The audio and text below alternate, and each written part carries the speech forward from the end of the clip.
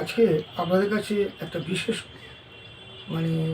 সাহিত্যমূলক কিছু কবিতা এবং কিছু সাহিত্য শোনাচ্ছি। এখন আমার একটা লেখা দীক্ষা নেব বলি নেওয়া যায় না, এই অংশ না। আগে আমাদের সবাই জানা দরকার দীক্ষা কি, দীক্ষা কেন নেব বা কেন নেব মানুষজন, কেন নেয় মানুষজন।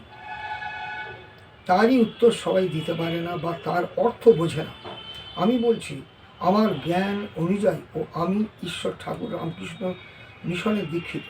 দীক্ষা কার কাছে নেব এবং এমন ভালো সৎ নিষ্ঠাবান মানুষ খুঁজতে হবে ও দেখতে হবে এবং যাকে দেখে ভক্তি সদ্য হবে, এই নিয়ে আমি খোঁজ করছিলাম অনেক বছর ধরে। তারপর এই দীক্ষা নিয়ে আমরা যখন তখন থেকে চেষ্টা ও মনে প্রাণে ঠাকুরকে ডাকতে থাকি। ঈশ্বর ঠাকুর ঠিক মানুষের সন্ধান পাইয়ে দেয়।